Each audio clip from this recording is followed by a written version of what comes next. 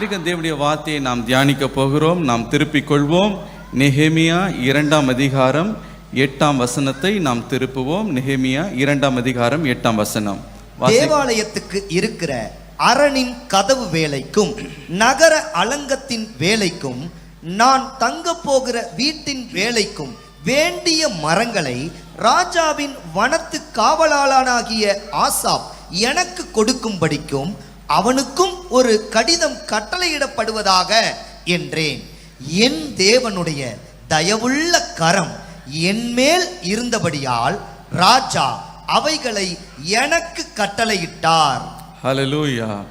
என் தேவனுடைய தயவுள்ள கரம் என் மேல் இருந்தபடியினால் ராஜா அவைகளை எனக்கு கட்டளையிட்டார். ஹல்லேலூயா. இந்த வசனத்துல தேவனுடைய தயவுள்ள கரத்தை குறித்து நாம் இங்கே வாசிக்கிறோம். தேவனுடைய தயவுள்ள கரம். எனக்கு பிரியமானவர்களே, எங்கே தேவனுடைய தயவுள்ள கரம் உண்டோ அங்கே ஒரு வித்தியாசமான அற்புதமான காரியத்தை தேவன் செய்கிறதை நாம் பார்க்க முடியும். எனக்கு பிரியமானவர்களே, அந்த தயவுள்ள கரம் உங்கள் மீது வரும் பொழுது என்னெல்லாம் உங்களுடைய வாழ்க்கையில செய்ய முடியாது என்று நீங்கள் நினைத்து கொண்டிருக்கிறீர்களோ, என்னென்ன காரியங்கள் என்னுடைய புத்திக்கு எட்டாதவைகளாக இருக்கிறது, அவைகளை நான் கண்டடைய முடியாது, அதை நான் சாதிக்க முடியாது, என் கனவிலும் என்னுடைய நினைவில் கூட அதை நான் யோசித்து பார்க்க முடியாது என்று உங்களுக்கு தூரமாய் இருக்கிறவைகள், சாத்தியமில்லாதவைகளை தேவனுடைய தயவுள்ள கரம் உங்களுக்காக நிறைவேற்ற வல்லமை உள்ளது. ஹல்லேலூயா. தேவனுடைய தயவுள்ள கரம் உங்கள் மீது வரும் பொழுது ராஜா அதை கட்டளையிடுவார். ராஜாதி ராஜாவே அதை உங்களுக்கு கட்டளையிடுவார். அதை நிறைவேறும். உங்களுடைய கண்கள் காணும் அதிசயங்களை நீங்கள் காண்பீர்கள் என்பதில் எவ்வித சந்தேகமும் இல்லை. ஹல்லேலூயா. இந்த வார்த்தைகளை நெகேமியா சொன்னார் என்று நாம் பார்க்கிறோம். ஏன் நெகேமியாவுடைய வாழ்க்கையில் தேவனுடைய தயவுள்ள கரம் இறங்கி வந்தது?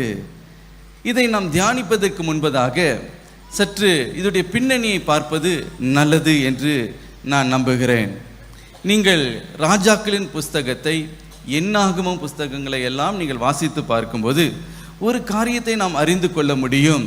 ஒரு காலகட்டத்தில் இந்த யூதா ஜனங்கள் தேவனை புறக்கணித்து அவரை விட்டு அவர்கள் தூரே சென்றார்கள் என்று நாம் பார்க்கிறோம். அந்நிய தேவர்களை அவர்கள் சேவித்தார்களாம், விக்கிரகங்களை அவர்கள் சேவித்தார்கள். தேவன் அவர்களுக்கு செய்த நன்மையெல்லாம் மறந்து போனார்கள். தேவனே அவர்களுக்கு மகிமையும் கிரீடமுமாய் இருந்ததை எல்லாம் மறந்து கர்த்தரை புறக்கணித்தார்கள் என்று நாம் பார்க்கிறோம்.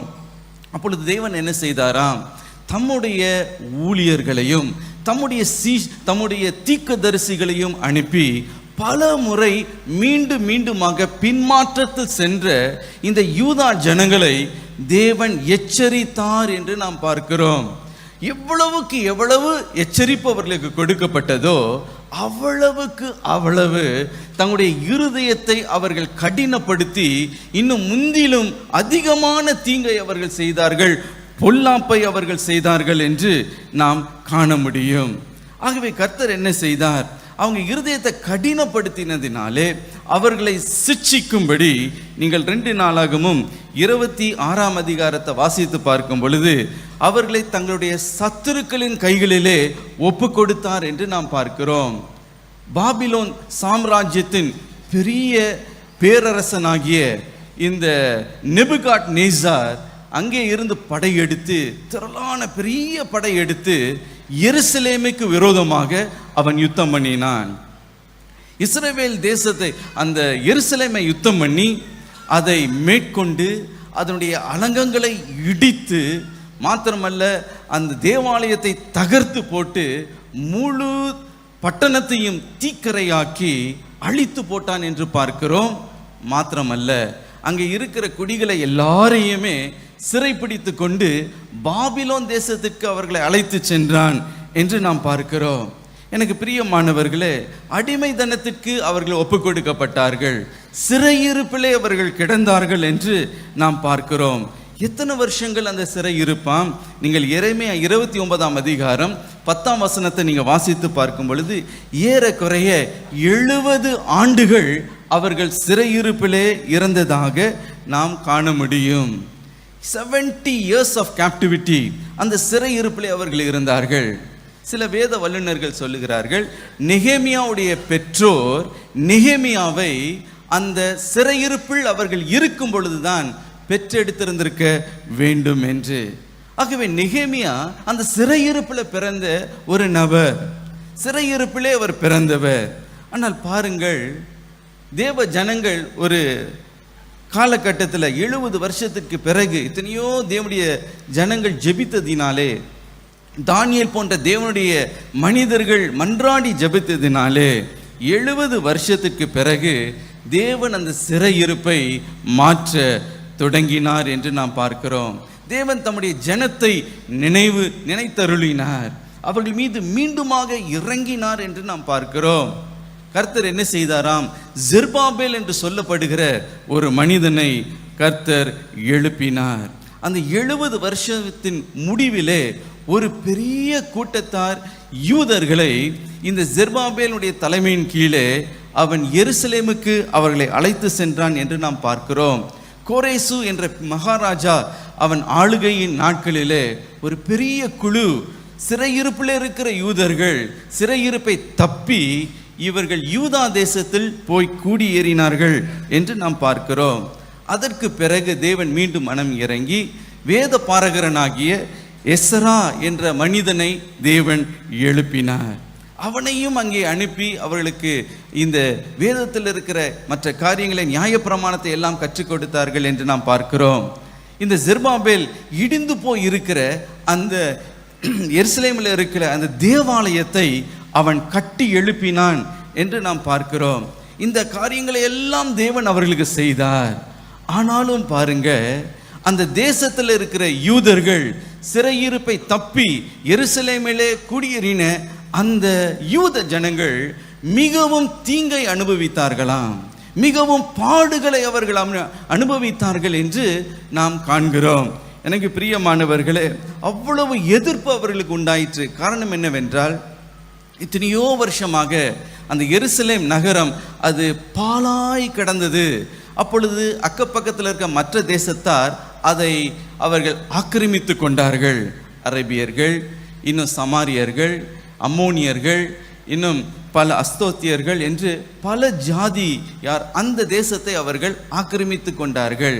இந்த யூதர்கள் இனி வரவே மாட்டாங்க, இந்த தேசத்தை நாம் அனுபவிக்கலாம், நாம் அபகரித்து கொள்ளலாம் என்று. ஆனால் இப்பொழுது யூத ஜனங்கள் மீண்டும் வருகிறார்கள், மீண்டும் தேசத்தில் குடியேறுகிறார்கள் என்று கண்டவுடனே அவர்களை மிகவும் சிறுமைப்படுத்தினார்கள், அவர்களை வேதனைப்படுத்தினார்கள் என்று நாம் பார்க்கிறோம். எப்பொழுது வேண்டுமென்றாலும் அவர்களை தாக்குவார்களாம், அவர்களை கொள்ளையடிப்பார்களாம், அவர்களை திருடுவார்களாம், அவர்களை அவமானப்படுத்துவார்களாம், ஒடுக்குவார்களாம். மிகுந்த ஒடுக்குதலையும் நிந்தனையையும் இந்த யூதா ஜனங்கள் சந்தித்தார்கள் என்று நாம் பார்க்கிறோம்.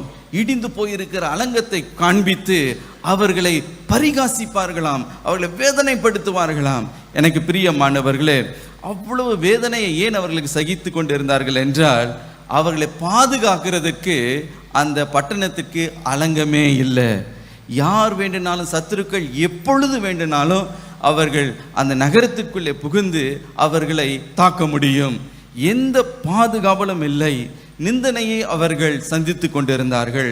அப்படிப்பட்ட ஒரு காலகட்டத்தில் தான் இந்த நெகேமியா சூசான் என்று சொல்லப்படுகிற அந்த பட்டணத்தில் ராஜாவின் அரண்மனையில் பான பாத்திரக்காரனாக அவன் வேலை செய்து கொண்டிருந்தான். அர்த்தசஸ்ட்ரா என்று சொல்லப்படுகிற அந்த ராஜாவுக்கு அவன் பணிவிடை செய்கிற ஒரு வேலை அவனுக்கு இருந்தது. இந்த அரண்மனையில் அவன் சுகபோகமாய் அவன் இருந்திருந்திருக்கலாம், எல்லா வசதியும் அவனுக்கு இருக்கிறது. ஆயினும் இந்த நெகேமியாவுடைய வாழ்க்கையை பார்க்கும்போது அவனுடைய இருதயம் எதன் மேலே பாரப்பட்டு இருந்தது என்றால், அழிந்து போகிற தன்னுடைய ஜனங்கள் மீது, அவர்கள் மீது தன்னுடைய நினைவெல்லாம் அவர்கள் மீது இருந்தது. அவர்களுக்காக அவன் பாரப்பட்டான், அவருடைய நலனுக்காக பாரப்பட்டான் என்று நாம் காண முடியும். ஆகவே இப்படிப்பட்ட ஒரு காலத்தில் தான் ஒரு சில மனிதர்கள் யூதா தேசத்திலிருந்து இந்த சூசான் பட்டணத்திற்கு அவர்கள் வந்திருந்தார்களாம். நெகேமியா அதை கேள்விப்பட்டு அவளோடு கூட ஓடோடி போய் அந்த யூத மனிதர்களை, சகோதரர்களை பார்த்து அவன் விசாரித்தான். எருசலேம் நகரம் எப்படி இருக்கிறது, அதை குறித்து ஏதாவது செய்தி இருக்கிறதா? அங்கே குடியேறினார்களே, இந்த சிறையிருப்பை தப்பி குடியேறினார்களே, அந்த யூதர்கள் எப்படி வாழ்கிறார்கள், அவருடைய நிலைமை என்ன என்பதை விசாரித்தான். விசாரிக்கும் பொழுதுதான் அங்கே இருக்கிற அந்த யூத ஜனங்கள் அவர்கள் அவனை பார்த்து சொன்னார்களாம், யூத ஜனங்கள் எருசலேமில் மிகவும் தீங்கை அனுபவிக்கிறார்கள், மிகவும் சிறுமைப்படுகிறார்கள், நிந்தனைக்கு உட்பட்டு இருக்கிறாங்க, ரொம்ப கஷ்டப்படுகிறார்கள் என்ற அந்த செய்தியை நெகேமியாவிடத்தில் அவர்கள் சொன்னபோது நெகேமியா இருதயமே உடைந்து போயிற்று. அவனுடைய இருதயம் நொறுங்கி போயிற்று. ஐயோ, என்னுடைய ஜனங்கள் இவ்வளவு பாடுகளை அனுபவிக்கிறார்களா என்ற அந்த பாரத்தை அவனால் தாங்கிக் கொள்ள முடியவில்லை. என்ன சொன்னார்கள் பாருங்க, 3ஆம் வசனத்தை வாசிப்போம். நெகேமியா 1:3. அதற்கு சிறையிருப்பில் மீந்திருக்கிறவர்கள் அந்த தேசத்திலே மகா தீங்கையும் நிந்தையையும் அனுபவிக்கிறார்கள். எருசலேமின் அலங்கம் இடிபட்டதும் அதன் வாசல்கள் அக்கினியால் சுட்டெரிக்கப்பட்டதுமாய் கிடக்கிறது என்றார்கள். அதை கேள்விப்பட்ட நெகேமியா என்ன செய்தானாம், அந்த வார்த்தைகளை கேட்ட நெகேமியா உட்கார்ந்து அழுது சில நாட்களாக அவன் துக்கித்து உபவாசித்து மன்றாடி பரலோக தேவனை நோக்கி அவன் விண்ணப்பம் பண்ண தொடங்கினான். ஹல்லேலூயா. இந்த பாரம் அவனுக்குள்ளே, ஐயோ என்னுடைய ஜனங்கள் பாடுபடுகிறார்களே, அவங்க நிந்திக்கப்படுகிறார்களே, அவமானப்படப்படுகிறார்களே என்பதை கேள்விப்பட்ட உடனே வேதம் சொல்லுகிறது, அவன் உட்கார்ந்து அழுதான். அவனுடைய இருதயத்தில் அவ்வளவு, அவனுடைய இருதயமே உருகி போயிற்று. பல நாட்களாய் அவன் துக்கித்து கொண்டிருந்தானாம், உபவாசித்தானாம், மன்றாடி அவன் ஜெபித்தானாம்.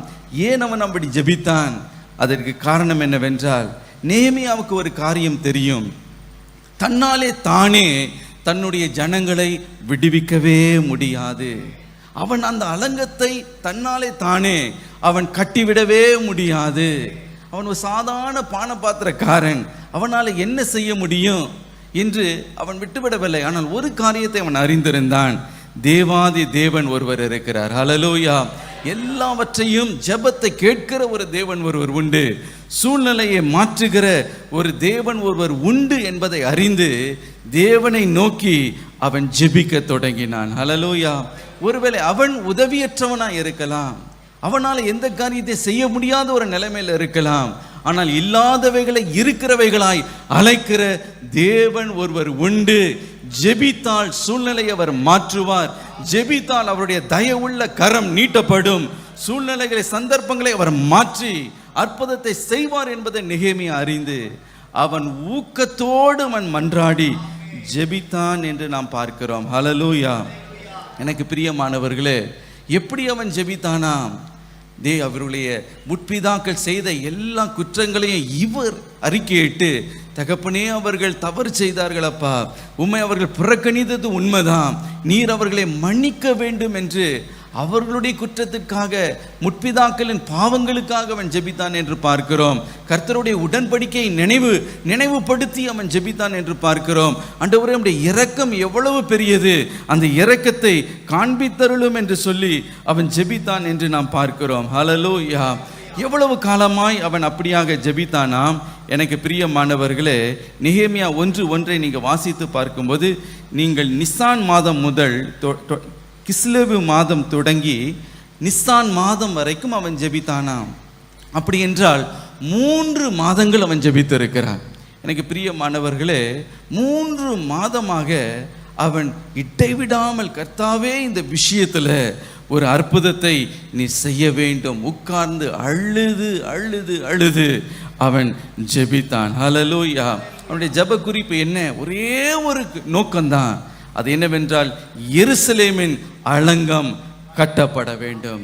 இடிந்து போய் இருக்கிற அந்த எருசலேமின் அலங்கம் கட்டப்படணும். என்னுடைய ஜனங்களுடைய நிந்தனை மாறணும், ஒரு வித்தியாசம் உண்டாகணும். எங்களுடைய சத்துருக்களுக்கு முன்பதாக எங்களுடைய தலை உயர்த்தப்பட வேண்டும் என்று இடைவிடாமல் மன்றாடி அவன் ஜெபித்தான் என்று நாம் பார்க்கிறோம். ஹல்லேலூயா. எனக்கு பிரியமானவர்களே, தேவன் அவருடைய ஜெபத்தை கேட்டார். ஹல்லேலூயா. தேவன் ஜெபத்தை கேட்டார். தேவனுடைய தயவுள்ள கரம் இந்த நெகேமியான் மீது இறங்கிற்று. அந்த தயவு அவனுக்கு கிடைத்ததினாலே தான் இடிந்து போயிருக்கிற அந்த அலங்கத்தை அவனால் கட்டி எழுப்ப முடிந்தது. பிரியமானவர்களே, நம்முடைய வாழ்க்கையிலும் நாம் ஒரு பாரம் நமக்குள்ளே முதலாவது வர வேண்டும். யாருக்குள்ள அந்த பாரம் இருக்கிறதோ அவர்களை தான் தேவன் பயன்படுத்த முடியும். ஹல்லேலூயா. உண்மையிலேயே ஒரு பாரம் இருந்தால் ஏனோ தானோ என்று இதோ 2 நாள் 3 நாள் ஜெபித்து 4வது நாள் சரி மற்ற வேலையை பார்ப்போம் என்று விட்டு விடுவார்கள். ஆனால் உண்மையிலேயே if there is a godly sorrow in your heart, தேவனுக்கேற்ற துக்கம் உனக்குள்ளே இருக்குமே ஆனால், உனக்குள்ளே பாரம் இருக்குமே ஆனால், ஐயோ அழிந்து போகிற ஜனங்களுக்காக நான் ஏதாயிலும் செய்தாகணுமே என்ற அந்த ஏக்கம் உனக்குள்ளே இருக்குமே ஆனால், உண்மையிலேயே உன்னால் தூங்க முடியாது. இரவும் பகலும் ஆண்டவரே என்னுடைய ஜனத்தை ரட்சித்தருளும், ஆண்டவரே ஒரு வித்தியாசத்தை செய்தருளும், உம்முடைய தயவுள்ள அற்புதமுள்ள கரம் குறுக்கிடன ஆண்டவரே, இந்த கரம் எனக்காக இறங்கட்டும், நீர் எங்களுக்காக எழுந்தருளுவீராக என்று நாம் ஜெபிக்க தொடங்குவோம். ஹல்லேலூயா. கர்த்தருடைய தயவுள்ள கரம் நம் மீது இறங்கி வர வல்லமை உள்ளதாக இருக்கிறது. ஹல்லேலூயா. இந்த நெகேமியா 3 காரியங்களுக்கு தயவு அவனுக்கு தேவைப்பட்டதாம். தேவனுடைய தயவுள்ள கரம் 3 விஷயங்களில் அவனுக்கு தயவு உண்டு பண்ண வேண்டியதாய் இருந்தது. முதலாவதாக ராஜாவின் கண்களிலே ஒரு தயவு கிடைக்கணும். இரண்டாவதாக அந்த ஜனங்கள், யூதா ஜனங்கள் மத்தியில் அந்த தயவு அவனுக்கு தேவை. மூன்றாவதாக சத்துருக்களை மேற்கொள்ளுகிற தேவனுடைய தயவு. இந்த 3 விஷயங்களிலும் நெகேமியாவுக்கு தேவனுடைய தயவுள்ள கரம் அவசியமாய் இருந்தது. முதலாவதாக ராஜாவின் கண்களிலே அவனுக்கு தயவு தேவை. நெகேமியா 2ஆம் அதிகாரம் 8ஆம் வசனம், கடைசி வசனத்தை மீண்டும் வாசிங்க. என் தேவனுடைய தயவுள்ள கரம் என் மேல் இருந்தபடியால் ராஜா அவைகளை எனக்கு கட்டளையிட்டார். ஹல்லேலூயா. தேவனுடைய தயவுள்ள கரம் என் மேல் இருந்தபடியினாலே. பாருங்க, நெகேமியா உபவாசித்து ஜெபித்தார். 30 நாட்களாக ஃபோக்கஸ் பண்ணி இன்டென்சிவா ஒரே காரியத்திற்காக அவர் ஜெபித்தார். அலங்கம் கட்டி எழுப்பப்பட வேண்டும் என்று. அந்த ஜபத்தினுடைய முதல் பலனை, அதனுடைய ரிவார்டை, இதுதான் முதல் முறையாக அவர் பெற்றுக்கொள்ளுகிறார். அந்த பலன் எப்படி உண்டாயிற்று? ராஜாவுடைய கவனம் அவருக்கு முதலாவதாக கிடைத்தது. ஹல்லேலூயா. எனக்கு பிரியமானவர்களே, இந்த நெகேமியா பாருங்க, அவன் பான பாத்திரக்காரன். ராஜாவுக்கு திராட்சை ரசத்தை ஊற்றி கொடுக்கிற ஒரு வேலை. அவருடைய வேலையே ஒரு சர்வீஸ் இண்டஸ்ட்ரி. அப்படி என்றால் அவன் சேவை செய்கிற ஒரு வேலையில் அமர்த்தப்பட்டிருக்கிறான்.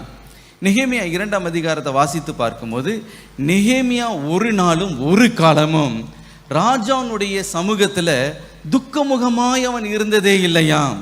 ஒரு நாளும் துக்கமுகமாக இருந்தது. எப்பவுமே புன்னகையோடு கூட மகிழ்ச்சியாக ராஜாவுக்கு அவன் சேவை செய்ய வேண்டும். ஆகவே எனக்கு பிரியமானவர்களே, அவனுடைய வேலை அப்படிப்பட்டது. அதற்காகவே பயிற்சி கொடுத்து, எத்தனையோ வருஷமாக பயிற்சி கொடுத்து அந்த வேலையில் அவனை அமைத்திருக்கிறார்கள், அந்த வேலையை கொடுத்திருக்கிறார்கள். ஆகவே ராஜாவுடைய பிரச்சனத்தில் இருக்கும்போது தன்னுடைய துக்கத்தையோ மற்ற காரியத்தையோ அவன் வெளிப்படுத்தவே கூடாது. எனக்கு பிரியமானவர்களே, ஆனால் பாருங்க, அவனுடைய இருதயத்தில் அவ்வளவு துக்கம், அவ்வளவு பாரம், அது முகத்தில் அது வெளிப்பட தொடங்கினது. அகத்தின் அழகு முகத்தில் தெரியும். ஆகவே முகத்தில் அந்த துக்கம், அந்த பாரம் அவனுக்குள்ளே வெளிப்பட தொடங்குகிறதை பார்க்கிறோம். நெகேமியாவை நினைத்து பார்க்கும்போது இந்த ஏர் ஹோஸ்டஸ் உடைய வேலையை போன்ற ஒரு வேலை தான் அவருக்கும் இருந்திருக்க வேண்டும். பாருங்க, ஏர் ஹோஸ்டஸ் ஜாப் பார்த்தீங்கன்னா ஒரு சர்வீஸ் இண்டஸ்ட்ரி. அவங்களுக்கு என்ன பயிற்சினா, என்னதான் அவங்களுக்கு துக்கம், என்னதான் அவங்களுக்கு அவங்க தனிப்பட்ட வாழ்க்கையில் எத்தனையோ பிரச்சனைகள் இருந்தாலும் அவர்கள் அந்த அந்த பேசஞ்சர்ஸை, பிரயாணிகளை அவங்க என்ன செய்யணுமா, நல்ல உபசரிக்கணும், நல்ல அவர்களை கவனித்து கொள்ள வேண்டும். அவங்க நல்ல புன்னகையோடு கூட அவங்கள வரவேற்க வேண்டும். சில நேரத்தில் சில பயணிகள் பார்த்திங்கன்னா ரொம்ப எரிச்சல் மூட்டுகிறது போல் நடந்து கொண்டா கூட அவங்க ஸ்மைல் பண்ணி தான் அவங்க பேசணும். இதை கொண்டு வா, அதை கொண்டு வா, இதை எடுத்துகிட்டு வா, அதை எடுத்துகிட்டு வராத அவங்க என்னதான் இரிட்டேட் பண்ணாலும் என்ன பண்ணக்கூடாது, அவங்க இடத்துல மூஞ்சி தூக்கி வச்சுக்கிட்டு ஏயா என்னை இம்சை பண்ணுற அப்படிலாம் கேட்கக்கூடாது.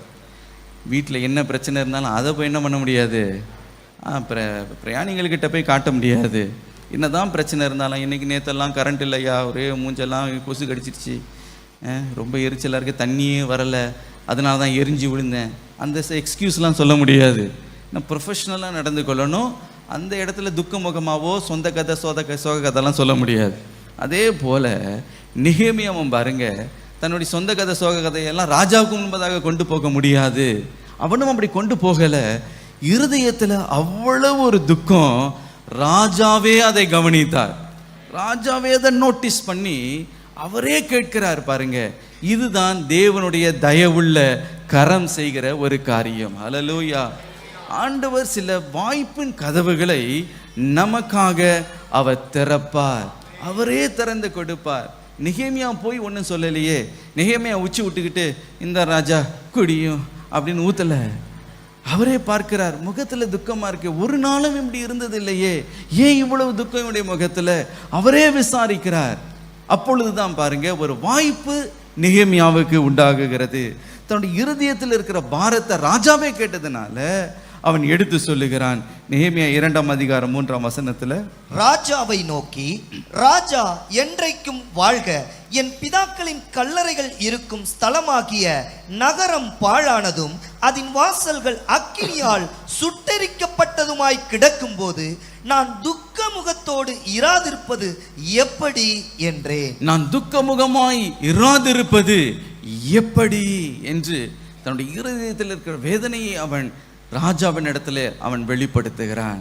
எனக்கு பிரியமானவர்களே, 3 மாசம் ஜபித்த ஜெபத்துக்கு இதுதான் பலன். ஹல்லேலூயா. தேவனுடைய தயவுள்ள கரம் செயல்பட தொடங்கிற்று. தேவனுடைய தயவுள்ள கரம் பாருங்க, சில நேரத்தில் நேரடியாக பலவந்தமாக பிரத்யட்சமாக இது வெளிப்படுகிறதை பார்க்க முடியும். ஆனால் சில நேரத்தில் தேவனுடைய தயவுள்ள கரம் நம்மையும் அறியாமல் பின்னணியில் இருந்து சூழ்நிலைகளை, அந்த காரியங்களை எல்லாவற்றையும் அது அனுகூலமாய் மாற்றுகிறதையும் நாம் காண முடியும். ஹல்லேலூயா. இப்பொழுது இந்த ராஜாவே ஒரு கேள்வியை கேட்கிறார். What is your request? நான் உனக்கு என்ன செய்ய வேண்டும்? வாட் டு யூ ரிக்வெஸ்ட் நெகேமியா என்று அவர் கேட்கிறார் பாருங்க. இந்த அர்த்த சிஸ்டரா, இந்த ராஜா ஒரு பெரிய மகாராஜா, மறந்து போகக்கூடாது. இது ஒரு தேசத்துக்கு அவர் ராஜா அல்ல, எத்தனையோ பெரிய தேசங்களுக்கு அவர் ராஜாவாம். பெர்ஷியன் எம்பையருடைய இந்த பெர்சியா சாம்ராஜ்யத்தின் அவர் பேரரசனாய் அவர் இருந்தார்.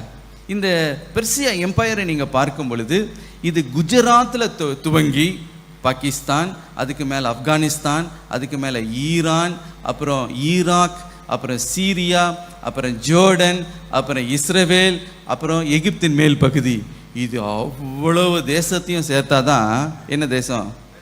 பெர்சியா சாம்ராஜ்யம். அவ்வளோ பெரிய தேசத்திற்கு, அவ்வளோ பெரிய சாம்ராஜ்யத்திற்கு, எத்தனையோ தேசங்களுக்கு இந்த அர்த்தசேஸ்து ராஜா அவர் ராஜாவாய் அவர் இருந்தார். அப்படிப்பட்ட பெரிய ராஜாவே ஒரு கேள்வியை கேட்கிறார், நெகேமியா உனக்கு நான் என்ன செய்யணும் சொல்லு என்று. எனக்கு பிரியமானவர்களே, இதை நாம் என்ன சொல்லுவது? இதுதான் தேவனுடைய தயவுள்ள கரம். ஹல்லேலூயா. அந்த ஜெபித்த ஜெபத்தினுடைய பலனை இப்பொழுது அவர் அறுக்கிறார். அவர் கேட்கிறார், உனக்கு நான் என்ன செய்ய வேண்டும் என்று. ஆம் பிரியமானவர்களே, நீங்களா ஓடி நீங்களா முயற்சி செய்து எனக்கு தயவு கிடைக்காதா, இவங்க தயவு செய்ய மாட்டாங்களா என்று நீங்கள் ஓட வேண்டிய அவசியம் இல்லை.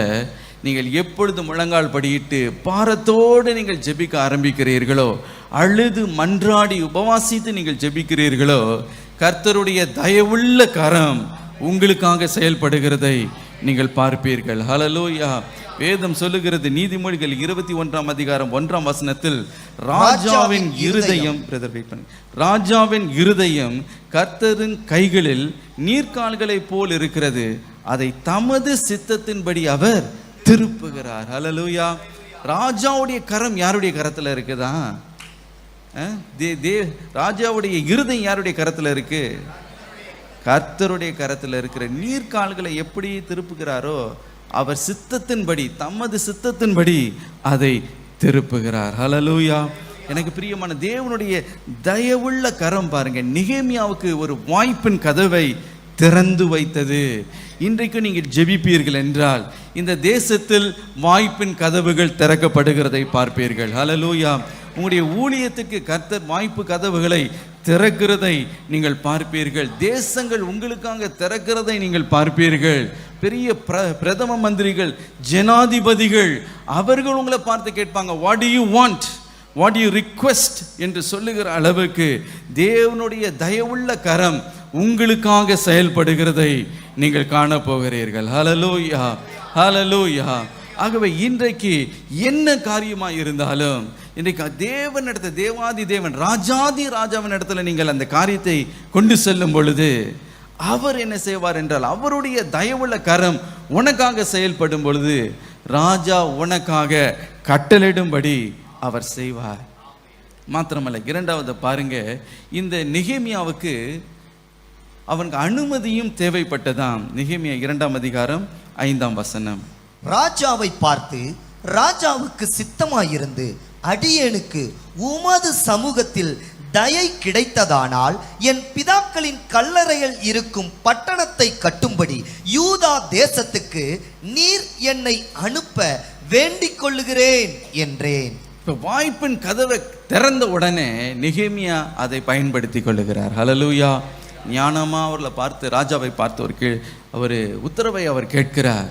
நான் யூதா தேசத்துக்கு போவதற்கு நீர் எனக்கு உத்தரவு கொடுக்க வேண்டும். ஹல்லேலூயா. உம்முடைய அடியானுக்கு உம்முடைய கண்களிலே தயவு கிடைக்க வேண்டும். ஆம் பிரியமானவர்களே, ராஜாவன் கேட்கிறார், நீ எப்போ போய் எப்போ வருவாய்? ராணியன் கேட்கிறாங்க. அப்போ சொல்கிறார், இந்த காலத்திற்குள்ளே நான் போய் இந்த காலத்துக்குள்ளே நான் வருவேன் என்று எல்லாவற்றையும் கேட்ட அந்த ராஜா என்ன செய்தாராம், அவருக்கு லீவு, பர்மிஷன் கொடுக்கப்பட்டது. எனக்கு பிரியமானவர்களே, இந்த நெகேமியா பாருங்க, அவர் வேலை செய்து கொண்டிருந்த ஒரு மனிதன், அவர் கவர்மெண்ட் ஜாப்ல இருந்த ஒரு மனிதன், அரண்மனையில் வேலை செய்து கொண்டிருக்கிற ஒரு சூழ்நிலையில தான் கர்த்தருக்கு இவ்வளவு பெரிய காரியத்தை அவர் செய்கிறார். ஹல்லேலூயா. அவர் ஒரு பெரிய தீர்க்கதரிசியோ ஒரு முழு நேர ஊழியரோ அப்படி கிடையாது. He was working in an office. அவர் வேலை ஸ்தலத்தில் இருக்கும் பொழுது அவருக்கு என்ன வேணும்னா பெர்மிஷன் வேணும், லீவு வேணும். அதற்காக கேட்கிறார், நான் போகட்டுமா என்று. எனக்கு பிரியமானவர்களே, அந்த தயவும் அவருக்கு கொடுக்கப்பட்டது என்று நாம் பார்க்கிறோம். என்னுடைய தகப்பனார் சாம் ஜெபத்ரே அவர்களை நினைவு கூறுகிறேன். பாருங்க, அவர் இன்கம் டேக்ஸ் ஆஃபீஸில் அவர் பணிபுரிந்து கொண்டு இருக்கும்போது மலேசியா தேசத்தில் அவர் அங்கே சென்று ஊழியம் செய்வதற்கு ஒரு வாய்ப்பு அவருக்கு கிடைத்தது. ஆகவே ரொம்ப மகிழ்ச்சியோடு கூட டிக்கெட்டு எல்லாம் அவங்க கொடுத்தாங்க. அது வீசாலாம் இவர் ஆயத்தமாக்கி விட்டார். இப்போது ஆஃபீஸர் இடத்துல சென்று அவர் ஜஸ்ட் பெர்மிஷன் தான் கேட்கணும். இந்த ஊழியத்தை நான் நிறைவேற்றுகிறதுக்கு லீவ் அவருக்கு வேணும். ஆகவே என்ன செய்தார் என்றால், அந்த ஆஃபீஸர் இடத்துல போய் கேட்டார். அந்த ஆஃபீஸர் பாருங்க, அவருக்கு இந்த கிறிஸ்தவர்கள்னா அறவே அவருக்கு பிடிக்கவே பிடிக்காது, சுத்தமாக பிடிக்காது. ஆகவே அவர் சொல்லிட்டார், நீ எதுக்காக போகிறாய் என்று, சுற்றுலாவுக்கு போகிறாயா, குடும்பத்தை கூட்டி கொண்டு போகிறாயா, அப்போ நான் பர்மிஷன் கொடுக்குறேன். ஊழியத்துக்கு நீ போகிறேன்னா நிச்சயமாக உனக்கு என்ன கிடையாது, பர்மிஷனே கிடையாது, உனக்கு லீவே கொடுக்க மாட்டான். அப்படி போனேன்னா நான் சஸ்பெண்ட் பண்ணுவேன், இல்லைன்னா உன்னை டிஸ்மிஸ் பண்ணுவேன் என்ற ஒரு மிரட்டுதலையும் கொடுத்தார். ரொம்ப துக்கப்பட்டார். ஐயோ, நான் என்ன பண்ண போகிறேன், அந்த காலம் நெருங்கி கொண்டே இருக்கு, இப்போ எப்படியாவது அந்த தேசத்துக்கு ஊழியத்துக்கு போகணும், என்ன பண்ணுறதுனே புரியலை. ஒரே ஒரு காரியம், ஆண்டவரே உம்முடைய தயவு எனக்கு வேண்டும், ஆண்டவரே இந்த அதிகாரியின் கண்களில் எனக்கு தயவு வேண்டும். முழங்கால் படியிட்டு அவர் ஜெபிக்க தொடங்கினார். என்ன நடந்தது பாருங்க, ஆச்சரியம். இன்னும் கொஞ்சம் சில நாட்களில் அவர் போகணும் அந்த தேசத்திற்கு. இப்படி போகிற நேரத்தில் பார்த்தீங்கன்னா திடீர்னு தேவனுடைய தயவுல காரம் செயல்பட்டது. அந்த முரட்டாட்டம் உள்ள அந்த ஆஃபீஸரை மாற்றிட்டாங்க. வேறு ஒருத்தர் அங்கே வந்து உட்கார்ந்து கொண்டு இருந்தார். இவர் ஒன்றே சும்மா தான் கேட்டார், போகலாமா, தாராளமாக போயிட்டு வா, எத்தனை நாள் போகிற, எப்போ வருவேன் எல்லாம் கேட்டு அழகாக பர்மிஷன் கொடுத்து அனுப்பிவிட்டேன். ஹல்லேலூயா. இன்றைக்கு உங்களுடைய வேலை ஸ்தலத்தில் ஜெபம் கூட்டம் நடத்துறதுக்கு உங்களுக்கு பெர்மிஷன் கொடுக்கப்படும். ஹல்லேலூயா. நீங்கள் கர்த்தருக்காக சில காரியங்களை செய்வதற்கு உங்களுக்கு விசேஷித்த அனுமதியை கர்த்தர் உங்களுக்கு கட்டளையிடுவார். ஹல்லேலூயா. ஒருவர் என்ன யாருடைய கண்களில் உங்களுக்கு தயவு வேண்டுமோ அந்த தயவை கர்த்தர் உங்களுக்காக அவர் நிச்சயமாகவே கட்டளையிடுவார். பிரியமானவர்களே, எல்லா தயவையும் கொடுக்கிறவர் நம் தேவாதி தேவன். எல்லா அதிகாரத்திற்கு மேலாக அவர் பெரிய ராஜாவாக அவர் இருக்கிறார். ஹல்லேலூயா. ஆகவே இன்றைக்கு ஒருவேளை எனக்கு அனுகூலமாக இல்லை, எங்கள் வீட்டில் கூட்டத்தை நடத்த முடியலை, அல்லது எங்களுடைய வேலை ஸ்தலத்தில் இப்படி ஒரு ஜெபத்தை நடத்தக்கூடாது, அப்படி நிறைய தடைகள் இருக்கிறது என்று நீங்கள் சொன்னால் கூட நீங்கள் நெகேமியா போல ஜெபிப்பீர்கள் என்றால் அவர்களே உங்களை கூப்பிட்டு உங்களுக்கு பர்மிஷன் கொடுக்க போகிறாங்க. ஹல்லேலூயா, ஹல்லேலூயா. எல்லாம் தடைகளையும் கர்த்தர் மாற்றி போடுவார். மாத்திரமல்ல பாருங்க, இந்த நெகேமியாவுக்கு ஆத்தரைசேஷன் லெட்டரும் தேவைப்பட்டதாம். அது என்ன, அங்கீகார கடிதம், உத்தரவின் கடிதம் அவருக்கு அவசியமாக இருந்தது. நெகேமியா 2ஆம் அதிகாரம் 7ஆம் வசனம். பின்னும் நான் ராஜாவை பார்த்து, ராஜாவுக்கு சித்தமாயிருந்தால் நான் யூதா தேசத்துக்கு போய் சேரும் மட்டும் நதிக்கு அப்புறத்தில் இருக்கிற தேசாதிபதிகள் என்னை வழிவிட்டு அனுப்பும்படிக்கு அவர்களுக்கு கடிதங்கள் கொடுக்கும்படிக்கும். இங்கே பாருங்கள், இப்போ இந்த நெகேமியா இந்த சூசான் பட்டணத்திலிருந்து யூதா தேசத்திற்கு அவர் போக வேண்டும்.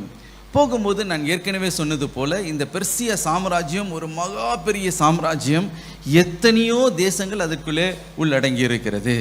ஒவ்வொரு தேசத்தின் வழியாய் போகணும், ஒவ்வொரு பகுதியும் பார்த்தீங்கன்னா ஒவ்வொரு பெரிய பெரிய தேசாதிபதிகள் அதை ஆளுகை செய்து கொண்டிருந்தார்களாம். ஆகவே இப்பொழுது நெகேமியா ஞானமாக ஒரு காரியத்தை கேட்கிறார். இந்த தேசாதிபதிகள் எனக்கு வழிவிட்டு அனுப்பும்படி நீரே ஒரு ஆத்தரைசேஷன் லெட்டரை, உத்தரவின் கடிதத்தை, பரிந்துரை கடிதத்தை நீரே எழுதி நீர் கொடுக்க வேண்டும் என்று. எனக்கு பிரியமானவர்களே, இந்த சூசான் நகரத்திலிருந்து நீங்கள் இந்த யூதா தேசத்திற்கு எருசலேமுக்கு எவ்வளவு தூரம்னு பார்த்தீங்கன்னா 1500 மைல்ஸ், அப்படி என்றால் 2500 கிலோமீட்டர் தூரம். அவ்வளவு தூரம் எத்தனையோ தேசத்தில் எத்தனையோ செக் பாயிண்ட்டை எத்தனையோ இடங்களில் அவர் கடந்து கடந்து கடந்து செல்லணும். சாதாரணமாக ஒரு மனிதன் இஷ்டத்திற்கு அப்படி போய்விட முடியாது. எப்படி வீசா நமக்கு தேவையோ அப்படி அவருக்கு வீசா தேவைப்பட்டது. யாருக்கு தேவைப்பட்டது? நெகேமியாவுக்கு தேவைப்பட்டது. ஹல்லேலூயா.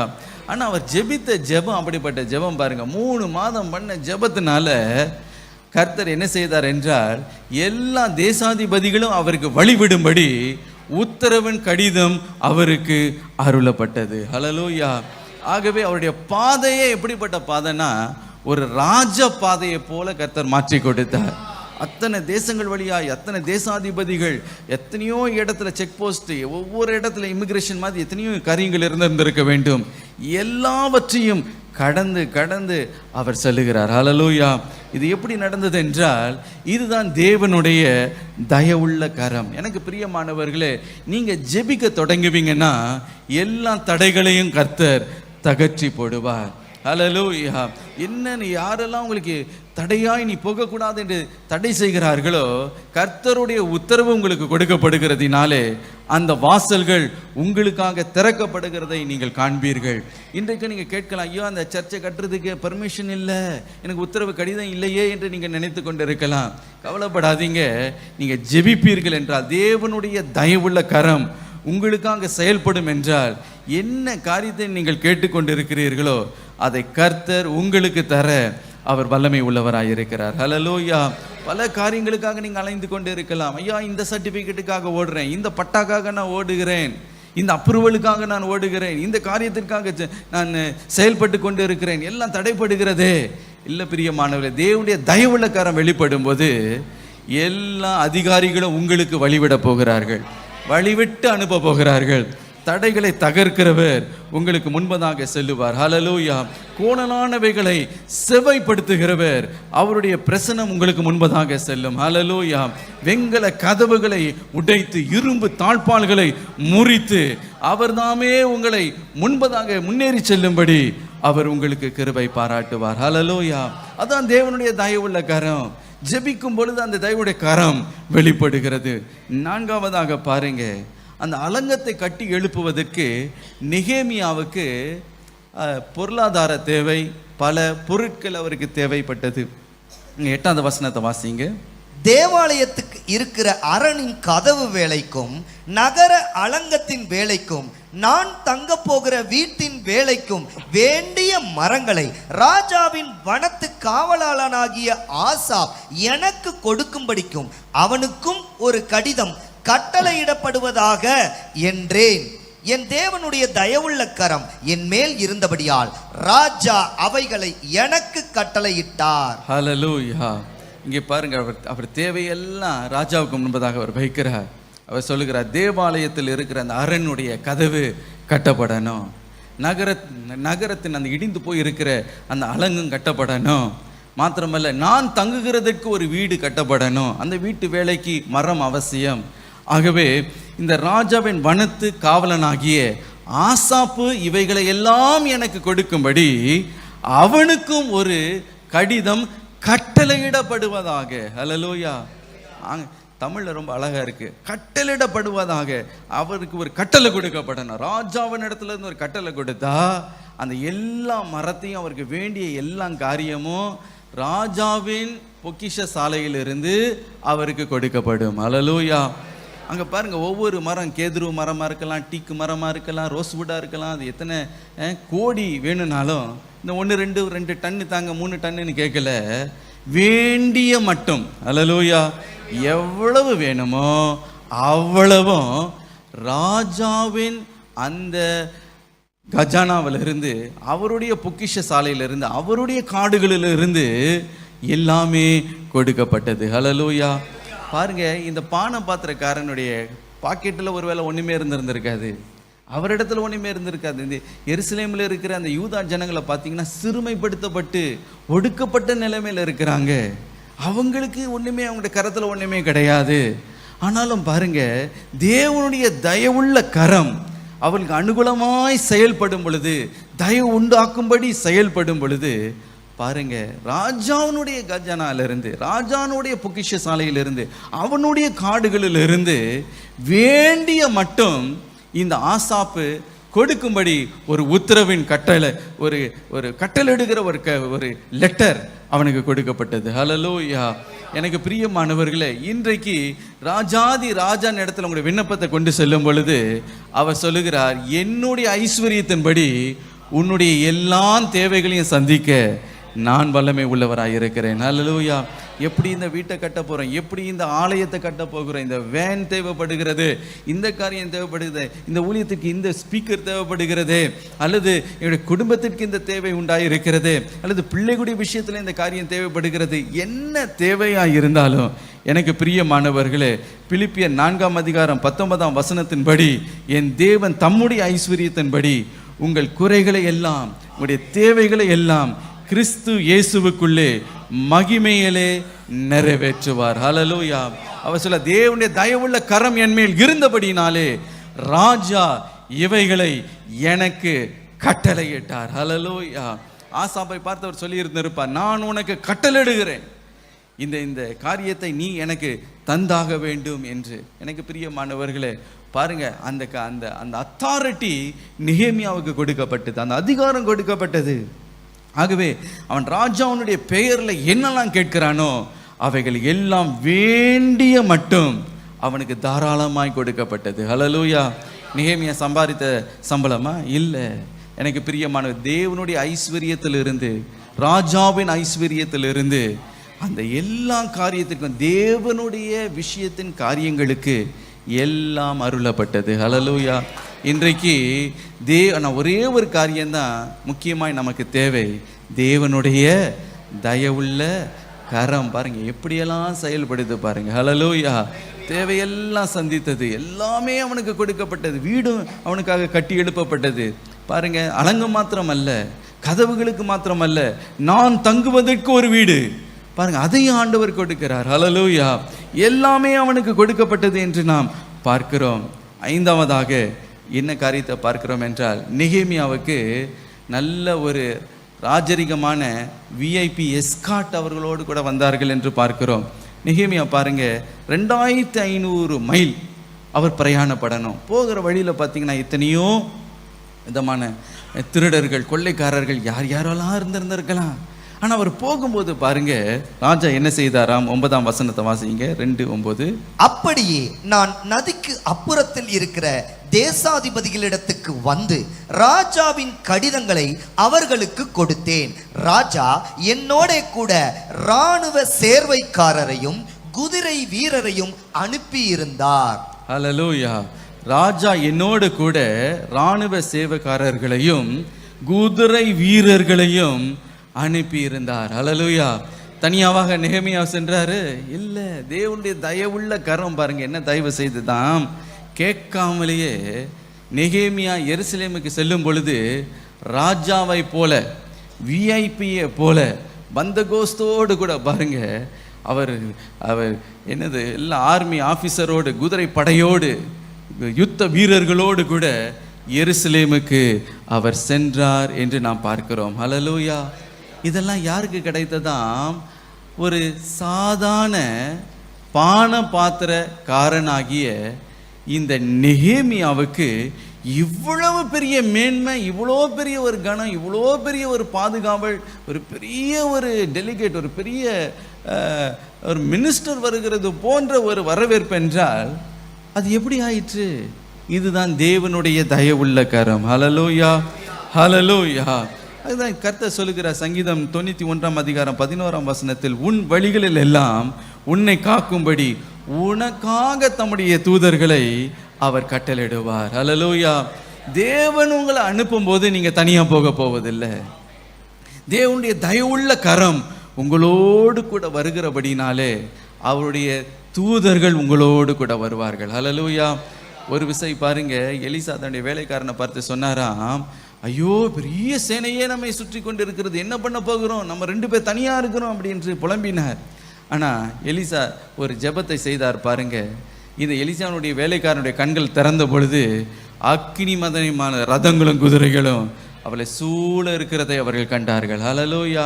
நீங்க தனியா இருக்கிறீங்க, நான் சாதாரண பான பாத்திரக்காரன், நான் சாதாரண டீச்சர், நான் சாதாரண ஒரு ஆஃபீஸில் வேலை செய்கிறவன், நான்லாம் என்ன செய்ய முடியும் என்று நீங்க எண்ணிவிட வேண்டாம்.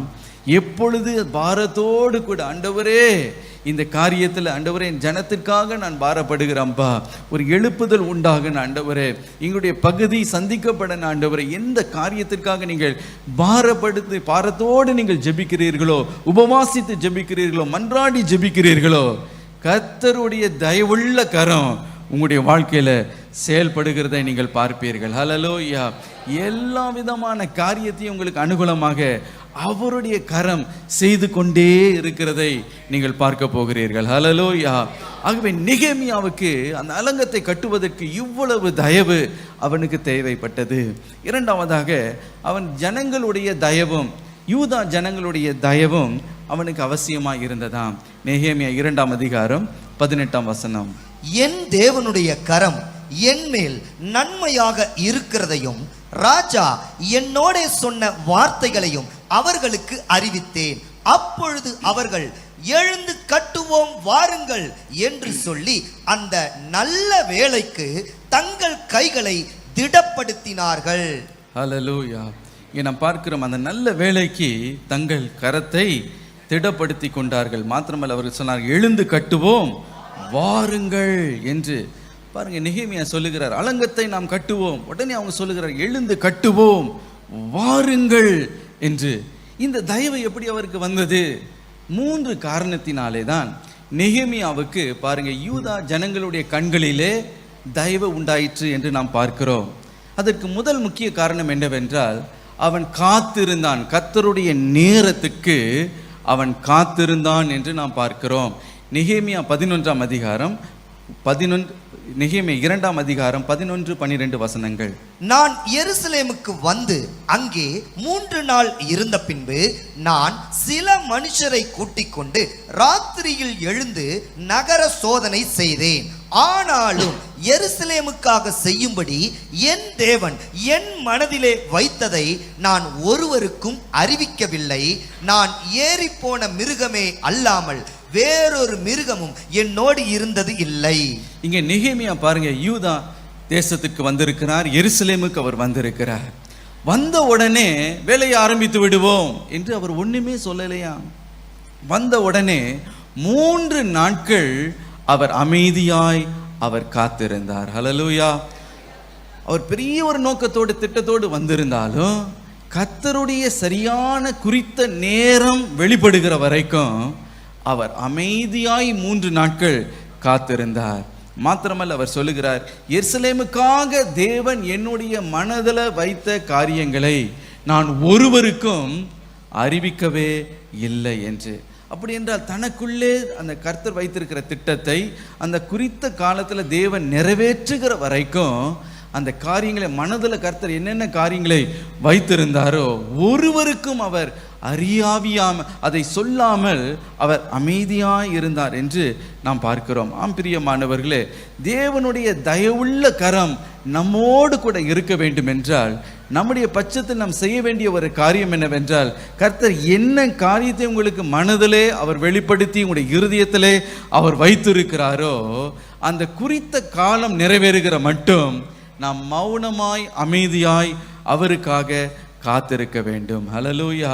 சில நேரத்தில் ஆண்டவர் ஏதோ ஒரு காரியத்தை இருதயத்தில் வைத்த உடனே எல்லார இடத்துலையும் போய் நீங்கள் என்ன பண்ணிடக்கூடாது, அதை அறிவித்து விடக்கூடாது. இந்த திட்டத்தை கொடுத்திருக்கிறார், இந்த தரிசனத்தை எனக்கு கொடுத்திருக்க. ஒருவர் உங்களுடைய ஊழியத்தை குறித்த காரியமாக இருக்கலாம், அல்லது உங்களுடைய தனிப்பட்ட வாழ்க்கையின் காரியமாக இருக்கலாம், உங்களுடைய பிள்ளைகளுடைய விஷயமாக இருக்கலாம், அல்லது நீங்கள் ஆண்டவர் உங்களுக்கு கொடுத்த ஒரு குறிப்பிட்ட ஒரு திட்டமாக இருக்கலாம். அது என்னவா இருந்தாலும் தேவன் உங்களுடைய மனதில் வைத்த காரியத்தை உங்களுக்குள்ளே வைத்து காத்திருங்கள். ஹல்லேலூயா. காத்திருங்கள். ஏனென்றால் காத்திராமல் சில பேர் என்ன செய்கிறார்கள் என்றால் எல்லார் இடத்துலையும் போய் சொல்லி, அப்படி சொல்லும் பொழுது என்னன்னா தேவனுடைய தயவுள்ள கரமுடைய வாழ்க்கையில செயல்படுகிறது தடைப்பட்டு போகும். நீதிமொழிகள் 11ஆம் அதிகாரம் 13ஆம் வசனத்தில் புறங்கூறி திரிகிறவன் ரகசியத்தை வெளிப்படுத்துகிறான், ஆவியில் உண்மையுள்ளவனோ காரியத்தை அடக்குகிறான். புறங்கூறி திரிகிறவன் ரகசியத்தை வெளிப்படுத்துகிறான், ஆவியில் உண்மை உள்ளவனோ காரியத்தை அடக்குறான். ஹல்லேலூயா. ஆண்டவர் என்ன பாரத்தை உங்களுக்கு இருதயத்தில் கொடுத்திருந்தாலும், ஒருவேளை ஒரு ரகசியமான காரியத்தை உங்களுடைய இருதயத்தில் வைத்திருக்கலாம், ஒரு தரிசனத்தை வைத்திருக்கலாம், அது என்னவா இருந்தாலும் பாருங்க, அது உங்களுக்குள்ளே அதை வைத்து காத்திருங்கள். ஹல்லேலூயா. உண்மை உள்ள மனிதன் காரியத்தை ரகசியத்தை அவன் தனக்குள்ளே அவன் வைத்திருக்கிறான் என்று நாம் பார்க்கிறோம். இயேசுவின் தாயை பாருங்களேன், அவர்களுக்கு தேவதூதன் தோன்றி பல காரியங்களை அறிவிக்கிறார். தேவாதி தேவன் தேவகுமாரன் உன்னுடைய கர்ப்பத்திலிருந்து அவர் தோன்ற போகிறார், பெரிய இரட்சகரே உன்னிலிருந்து உண்டாகி வெளிப்பட போகிறார் என்ற ஒரு பெரிய வெளிப்பாடு அவர்களுக்கு கொடுக்கப்படுகிறது. ஆனால் நம்ம பாருங்க, மரியாள் அதை பெற்றுக்கொண்ட உடனே பக்கத்து வீட்டுக்காரங்க எதிர் வீட்டுக்காரங்க எல்லார் இடத்துலையும் உனக்கு தெரியுமா நான் பெரிய ஆளாக போகிறேனாக்கும் அப்படின்னு எல்லார் இடத்துலையும் போய் எல்லா காரியத்தையும் அவருக்கு சொல்லவில்லை. வேதம் என்ன சொல்லுகிறது பாருங்க, லூக்கா 2ஆம் அதிகாரம் 19ஆம் வசனத்தில், மரியாளோ அந்த சந்ததிகளை எல்லாம் தன் இருதயத்திலேயே வைத்து சிந்தனை பண்ணினாள். ஹல்லேலூயா. எல்லாவற்றையும் இருதயத்தில் வைத்து சிந்தனை பண்ணி கொண்டு இருந்தார்களாம். அந்த குறித்த காலம் மட்டும் அமைதியாய் அவர்கள் காத்திருந்தார்கள் என்று. நெகேமியாவும் அப்படிதான். எருசலேமுக்கு அவர் வந்திருந்தாலும் 3 நாட்கள் அமைதியாய் இருந்தார். தேவன் தன்னுடைய மனதில் எருசலேமுக்கு செய்ய வேண்டிய காரியங்களை ஒருவருக்கும் அவர் அறிவியாமல் 3 நாள் அவர் அமைதியாய் காத்திருந்தார் என்று நாம் பார்க்கிறோம். ஆம் பிரியமானவர்களே, நம்முடைய வாழ்க்கையில் காத்திருத்தல் என்ற ஒரு நேரம் இருக்கிறது. கர்த்தருடைய தயவுள்ள கரம் பூர்ணமாய் செயல்பட்டு எல்லாவற்றையும் கைகூடி வரும்படி அனுகூலமாய் மாற்றி காரியத்தை நிறைவேற்ற வேண்டும் என்றால் மௌனமாய் இருக்க வேண்டிய ஒரு காலம் உண்டு. ஒரு பிரதர் ஒருவர் உண்டு பாருங்க, அவருக்கு துபாய் தேசத்துக்கு போகிறதுக்கு ஒரு வாய்ப்பு, அந்த ஒரு அப்பாயின்மெண்ட் லெட்டர் கொடுக்கப்பட்டிருந்தது. ஆனால் கன்ஃபர்மேஷன் வரலை, நீங்கள் இந்த குறிப்பிட்ட மாதத்தில் நீங்கள் வரலாம் என்று. அவருக்கு ரொம்ப மகிழ்ச்சி. ஆனால் அவங்க சொன்னாங்க இன்னும் நாங்கள் கன்ஃபார்ம் பண்ணலை என்று. ஆனால் அது வந்தது தான் தாமதம், அதை அவரால் அடக்கி கொள்ளவே முடியல. யாரெல்லாம் பார்க்குறாரோ உடனே சொல்லுவார், இன்னும் அடுத்த 3 மாதம் என்ன பார்க்க மாட்டீங்க அப்படின்பார். ஏங்கன்னு கேட்டால், நான் துபாய் போகிறேன் தெரியுமா அப்படின்றவார். உடனே முடி வெட்டுறக்காரன் இருப்பான், முடி வெட்டுவான், இன்றைக்கி முடி வெட்டுறேன், இன்னும் கொஞ்சம் நாளில் நீங்கள் எனக்கு முடி வெட்ட மாட்டீங்க, ஏன்யா அப்படின்னு கேட்டால், தெரியாதா நான் துபாய் போகிறேன் அப்படின்பார். இப்படி துபாய் போகிறேன்னு அங்கே எல்லார் இடத்துலையும் சொல்லி சொல்லி சொல்லி இது எப்படியோ அவருடைய அந்த பாஸுடைய காதில், எஜமானுடைய காதில் எட்டிட்டு, இவர் துபாய் போகிறேன்னு அவர் கேள்விப்பட்டு அவர் ஒன்று பார்த்தார். ஐயோ இவன் டப்புன்னு சொல்லாமல் கொள்ளாமல் எல்லாத்தையும் போட்டுட்டு துபாய் ஓடிடுவான் போல இருக்கு அப்படின்னு சொல்லி இன்னொரு ஆளை அவர் தயார் பண்ணி வச்சிட்டாரு. இப்போ என்ன ஆச்சுன்னா, துபாய் போகிறேன் ஊரெல்லாம் சொல்லி கடைசியில் பார்த்தீங்கன்னா அங்கேருந்து ஒன்றும் வரலை. இப்போது அந்த இவரும் கேட்குறாரு, பாசன் சொன்னார், எப்பா நீ துபாய் போகிறேன்னு கேள்விப்பட்டியா? அதுவா? அது சார் நான் போகல, அது கன்ஃபார்ம் ஆகலை. பரவாயில்ல, வந்துச்சுன்னா நீ எப்போ வேணால் என்ன பண்ணிடுவ, வேலையை விட்டு போயிடுவே, ஆனால் நீ இப்போவே போயிரு சொல்லி அவர் அனுப்பி வேறு ஆளை வந்து அங்கே அந்த இடத்துல ஸ்தானத்தில் அமைத்து விட்டார்கள். பாருங்கள், பார்க்குறவங்களாம் கேட்குறாங்க, என்னப்பா துபாய் போகிறேன்னா இப்போ இங்கே சுற்றிக்கிட்டு இருக்கிறியே அப்படின்னு. எனக்கு பிரியமானவர்களே, இதுதான் இருதயத்தில் கர்த்தர் என்ன காரியத்தை வைத்திருந்தாலும், என்ன காரியத்தை செய்ய போகிறாரோ அதுக்கு முன்பதாகவே சிலருடைய வாய் இருக்குது பாருங்க, எல்லார் இடத்துலையும் எல்லாத்தையும் சொல்லி அது ஒரு பெரிய, அதை ஒரு பெருமை பாராட்டி ஒரு பெரிய அது என்ன ஆகுதுன்னா, கர்த்தருடைய தயவுள்ள கரம் பரிபூர்ணமாக அவங்களுடைய வாழ்க்கையில் கிரியை செய்வதை அது தடுத்து விடுகிறது. ஒரு குடும்பத்தில் பாருங்கள், ஒரு பெரிய வர்ஷிப் லீடர் ஒருவர் என்ன பண்ணாருன்னா, அவங்க வீட்டுக்கு சாப்பிட்றதுக்கு வந்தார். சாப்பிட்டுக்கு வரும் பொழுது அவங்க தாயோடு அவங்க தாயோடு அந்த வீட்டுக்கு சென்றிருக்கிறார்கள். சும்மா தற்செயலாக அவங்களுடைய பிள்ளையை குறித்து கொஞ்சம் விசாரித்தாங்க. உங்கள் மகன் என்ன பண்ணுறா? உடனே இந்த அம்மா நினச்சிக்கிட்டாங்க, ஓஹோ என் பொண்ணை இந்த வர்ஷிப் லீடருக்கு தான் என்ன பண்ண போகிறாங்க, கட்டி வைக்க போகிறாங்க. அதுதான் ரொம்ப இன்ட்ரெஸ்டடாக கேட்குறாங்க போல இருக்குது. அப்போ என்ன பண்ணியிருக்கணும், மனதில் வச்சு என்ன பண்ணியிருக்கணும், ஜெபம் பண்ணியிருந்துருக்கணும். உடனே எல்லாருக்கிட்டேயும் போய், இவர் இருக்காராக்கும், அவர் என் மகளை தான் கல்யாணம் கட்ட போகிறாராக்கும், என் மகளை தான் கல்யாணம் கட்ட போகிறாராக்கும்.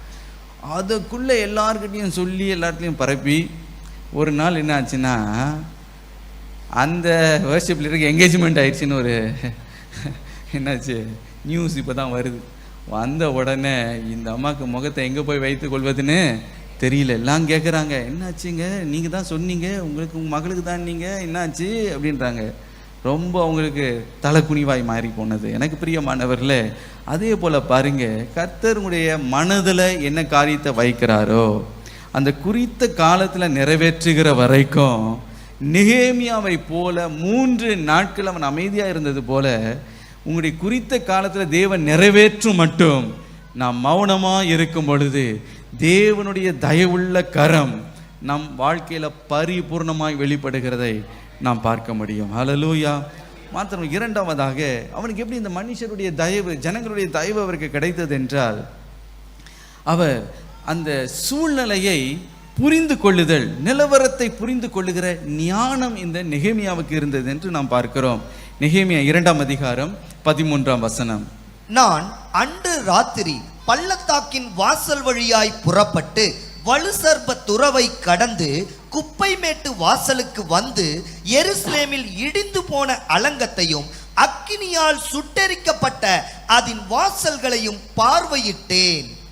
இங்கே நாம் வாசிக்கிறோம், அலங்கத்தையும் அக்னியால் சுட்டெரிக்கப்பட்ட அதன் வாசலையும் பார்வையிட்டேன். எனக்கு பிரியமானவர்களே, நெகேமியா பாருங்க, அந்த பெரிய பணியை அவர் தொடங்குவதற்கு முன்பதாக அவர் என்ன செய்தாராம், நேரடியாக போய் நகரத்தை அவர் சோதித்தார், அவர் கண்டார் என்று நாம் பார்க்கிறோம். ஒரு நகர சோதனையை அவர் மேற்கொண்டார், அவர் நேரடியாய் பார்வையிட்டார் என்று நாம் பார்க்கிறோம். எனக்கு பிரியமானவர்களே, நெகேமியாவுக்கு ஏற்கனவே சொல்லியிருந்திருப்பார்கள், இந்த அலங்கை இங்கெங்கே இடிக்கப்பட்டு இருக்கிறது, எத்தனையோ அந்த ரிப்போர்ட் எல்லாம் அவருக்கு கொடுக்கப்பட்டு இருந்திருக்கும். கொடுக்கப்பட்டாலும் நெகேமியா என்ன செய்தார் என்றால், நேரடியாக நிலவரத்தை அறிந்து கொள்ளுகிற அந்த அண்டர்ஸ்டாண்டிங், அந்த புரிந்து கொள்ளுதலை அவர் பெற்றுக்கொள்ள வேண்டும் என்று அவர் இரவு நேரத்தில் அவர் எழுந்து அவர் தானே சென்று ஒவ்வொரு காரியத்தையும் அவர் பார்வையிட்டார் என்று நாம் பார்க்கிறோம்.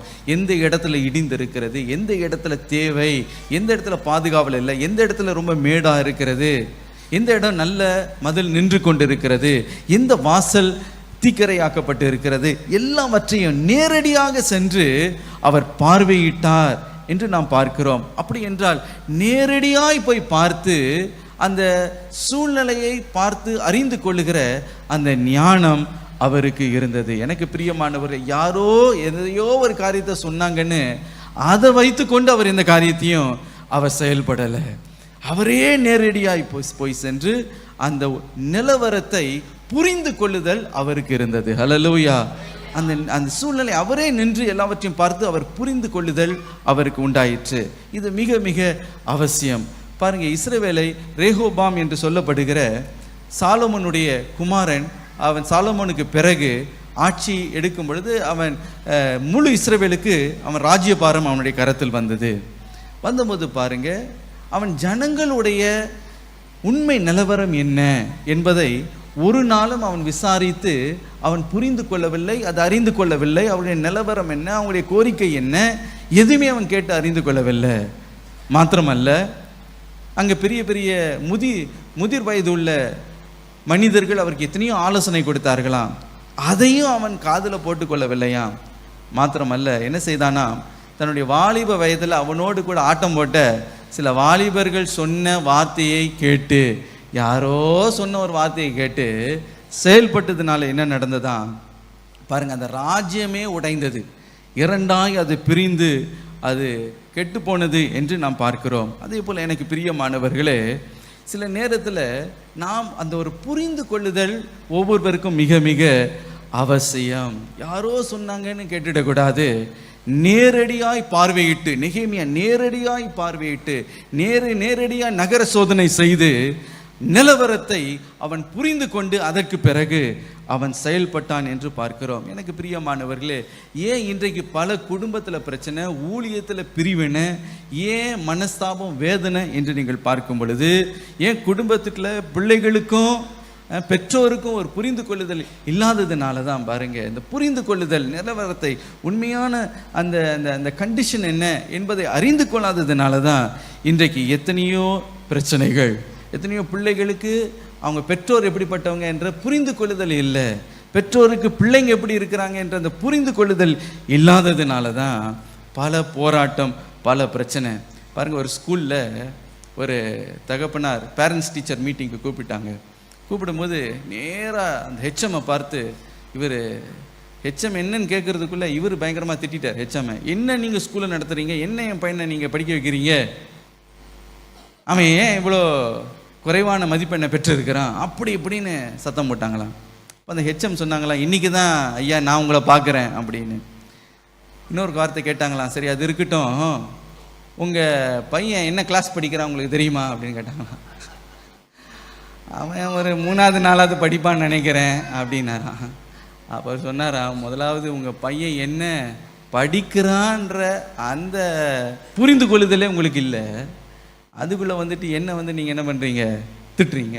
எனக்கு பிரியமானவர்களே, நிறைய பேருக்கு அந்த நிலவரம் என்ன, அந்த புரிந்து கொள்ளுதல், நிலவரத்தின் புரிந்து கொள்ளுதல் இல்லாததுனால தான் எத்தனையோ குழப்பம், எத்தனையோ பிரிவினை, எத்தனையோ மனஸ்தாபம், எத்தனையோ பிரச்சனைகள்.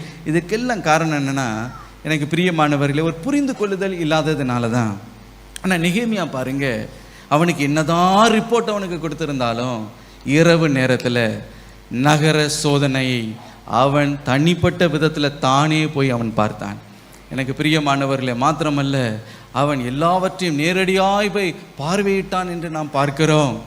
ஏன், எனக்கு அதான் ஒரு பொறுப்பு அவனுக்குள்ள. இந்த நகரத்தை சரியாய் கட்டி எழுப்புனா I should have first hand information.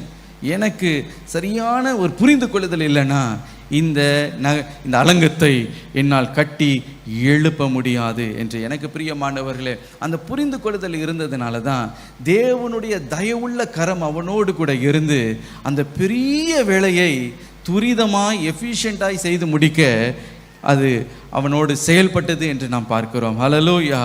ஆகவே உங்களுடைய வாழ்க்கையில் என்ன விஷயமா இருந்தாலும் நேரடியாக அதை பார்வையிட்டு, அது பிள்ளைகளுடைய விஷயமா இருந்தாலும், ஊழியங்க விஷயமா இருந்தாலும், உங்கள் பிஸ்னஸாக இருந்தாலும், என்ன காரியமாக இருந்தாலும் நெகேமியா போல நேரடியாய் பார்த்து அது என்ன என்பதை அறிந்து புரிந்து கொண்டு அதற்கு பிறகு செயல்படுவது உண்மையிலேயே ஒரு ஆசீர்வாதமான ஒரு காரியமாக இருக்கும். 3வதாக பாருங்க, கர்த்தர் அவனுக்கு செய்த காரியத்தை ஜனங்களுக்கு அவன் அறிவித்தான். ஹல்லேலூயா. இந்த சரியான குறித்த நேரம் வந்த பொழுது நெகேமியா ஜனங்களை வரவழைத்து, அங்கே இருக்க மூப்பர்கள் எல்லாம் வரவழைத்து தேவன் தனக்கு கொடுத்த பாரத்தை அவர்களுக்கு வெளிப்படுத்தினான் என்று நாம் பார்க்கிறோம். நெகேமியா 2ஆம் அதிகாரம் 17-18 வசனங்கள்.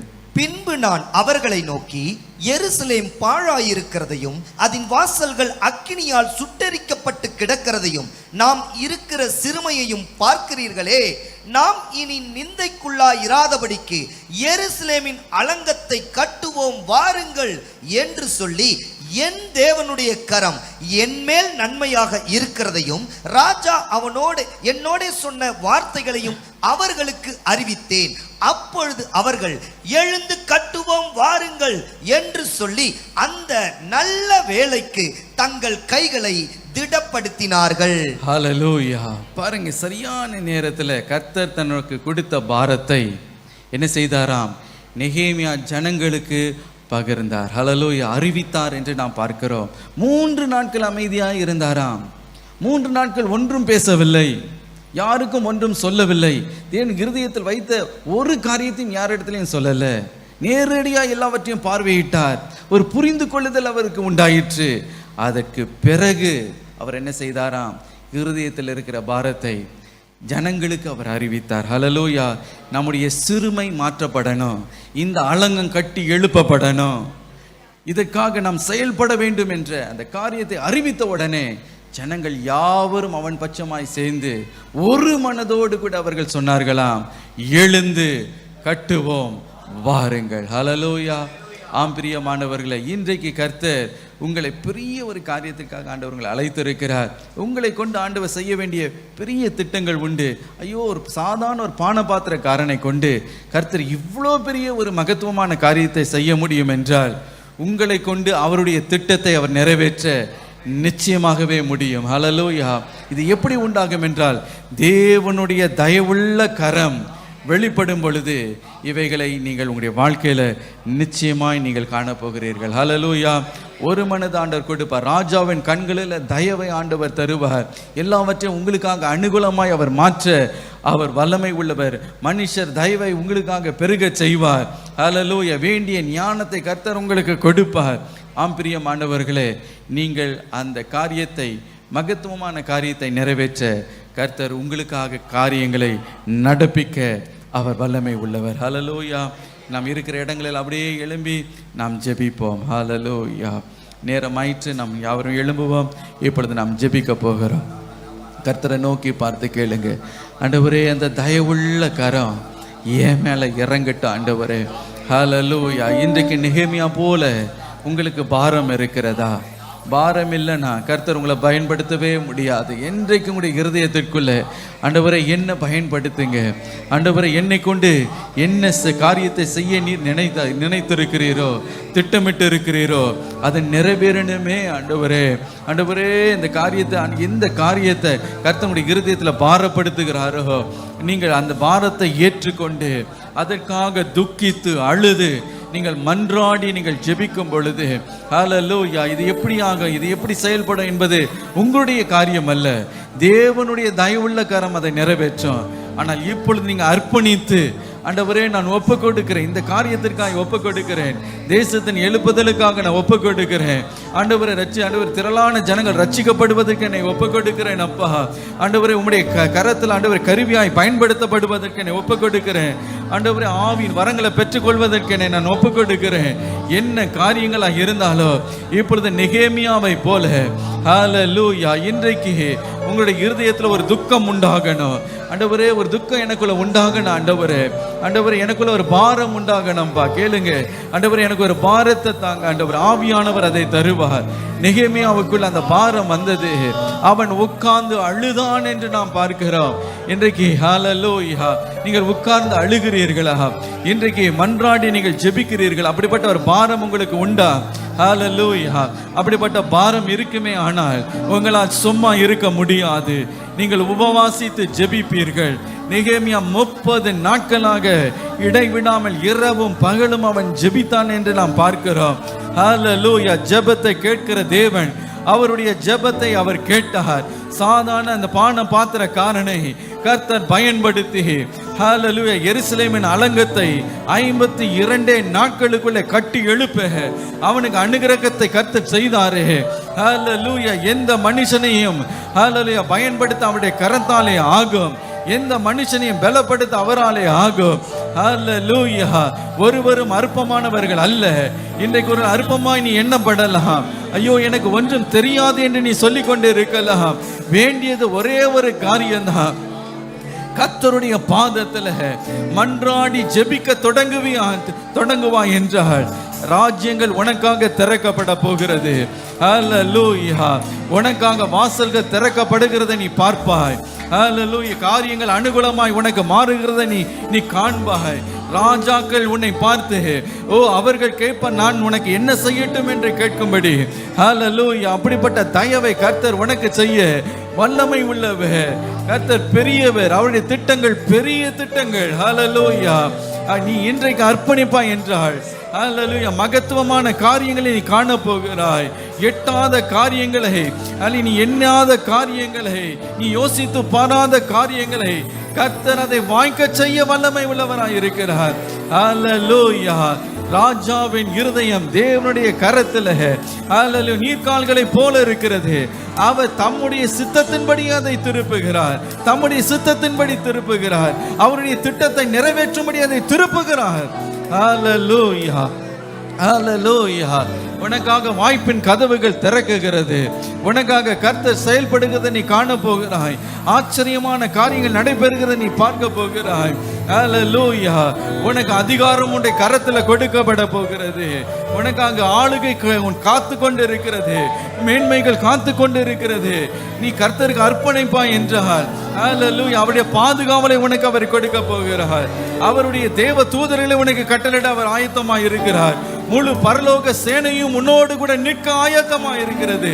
ஹல்லேலூயா. இன்றைக்கு நீ அர்ப்பணிப்பாயா? தேவன் ஒருவருக்கும் பட்சபாதம் உள்ள தேவன் அல்ல. யாரா இருந்தாலும் ஆண்டவரை என்னை பயன்படுத்துங்க என்று நீ ஒப்பு கொடுக்கும் பொழுது அவருடைய பாரத்தை உன்னுடைய பாரமாய் மாற்றும் பொழுது நீதான் அந்த நெகேமியாவாய் மாறுகிறாய். You are that Nehemiah that God wants. Hallelujah. ராஜாக்கள் முன்பதாக நிற்கவும் பெரிய காரியங்களை செய்யவும் கர்த்தர் உன்னை தான் பயன்படுத்த போகிறார். வீமா லஹ தூரே மே ஷஹதனமஹ வீமே நேஹே தேனே மே லேஹே தேனே மே வீமே லஹ தூனே மே ஷஹதன தரமஹ அனுகூலமான காரியங்களை கர்த்தர் உனக்காக செய்கிறதை நீ பார்க்க போகிறாய். ஹல்லேலூயா. பொக்கிஷ சாலை உனக்காக திறக்கப்படும். உன்னுடைய ஒவ்வொரு தேவைகளை சந்திக்கப்படும். ஹல்லேலூயா. ராஜாவைகளை கட்டளையிடுகிறபடியினாலே அவைகள் உனக்கு நடைபெற போகிறது. தேவனுடைய தயவுள்ள கரம் இப்பொழுது உன் மீது இப்பொழுது வெளிப்பட போகிறது. ராஜாவைகளை உனக்காக கட்டளையிடுகிறார். ராஜாதி ராஜா கட்டளையிடுகிறார். உனக்காக கட்டளையிடுவார். ஹல்லேலூயா. உன்னை ஒருவனும் எதிர்க்க முடியாது.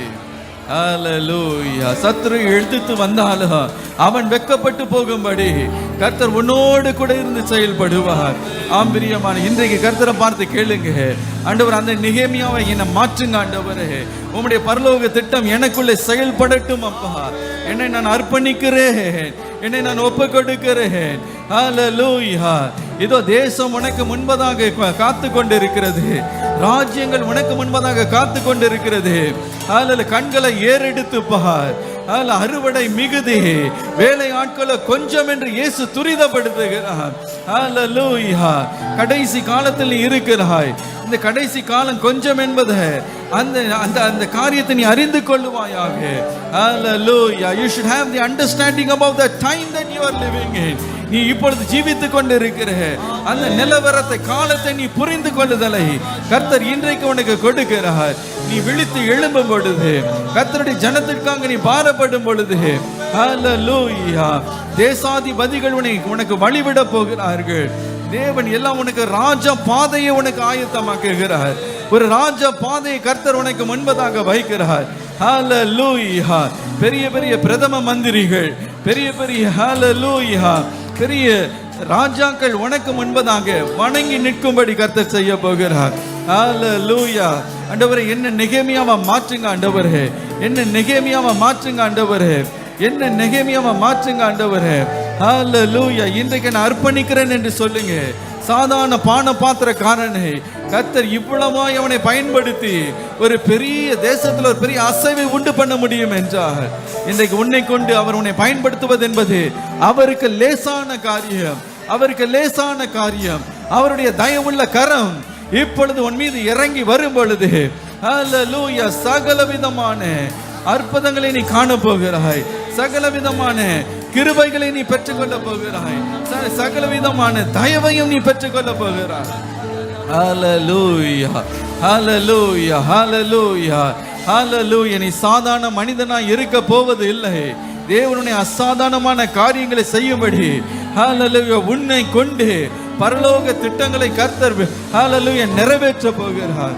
ரீமா லஹ துனேமே ஷகதன தரமா.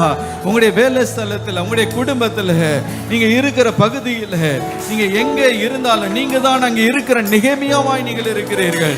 ஹalleluya. இன்றைக்கு அப்படிப்பட்ட நெகேமியாவை கர்த்தர் தேடிக்கொண்டு இருக்கிறார்.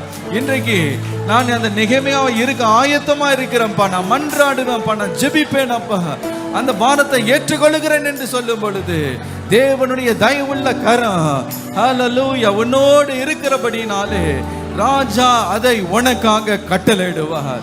அது உனக்கு கட்டளையிடப்படும். ஆசாப்புக்கு கட்டளையிடப்பட்டது போல உனக்கு கட்டளையிடப்படுகிறது இயேசுவின் நாமத்தினாலே. ஹalleluya ஹalleluya ஹalleluya ஹalleluya. வாயில திறந்து ஆவியானவர் அந்த பாரத்தை கொடுங்கப்பா.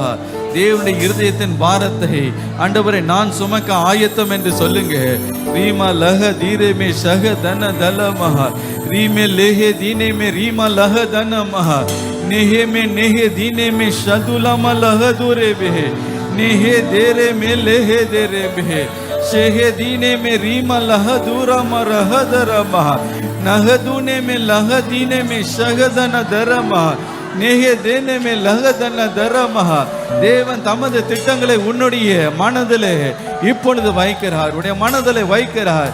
அவர் செய்ய நினைத்திருக்கிற திட்டங்களை இப்பொழுது உன்னுடைய மனதிலே அவர் வைக்கிறார். ஹalleluya. பலருக்கு திட்டங்களை கர்த்தர் கொடுத்து கொண்டிருக்கிறார்.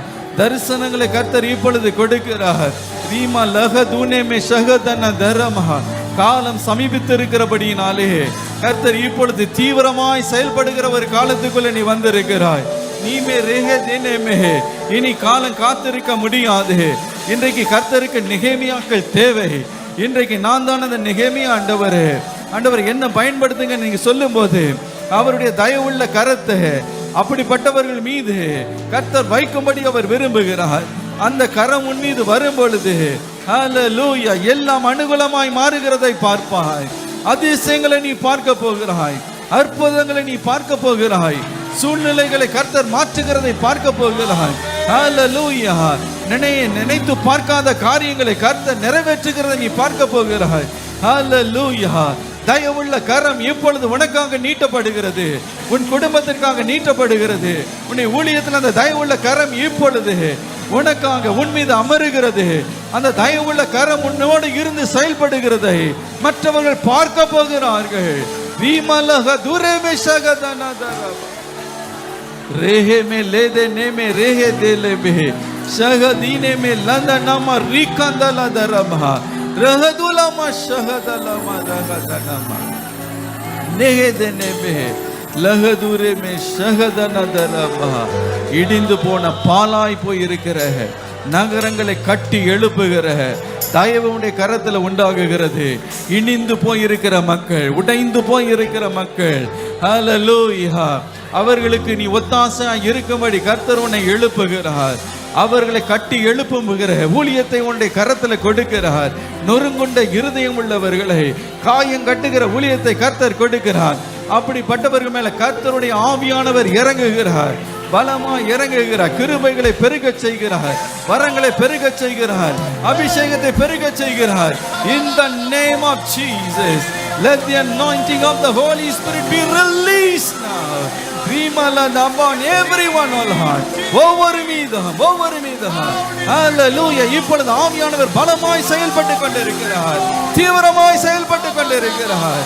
நெகேமியாக்களை எழுப்பிக் கொண்டிருக்கிறார்.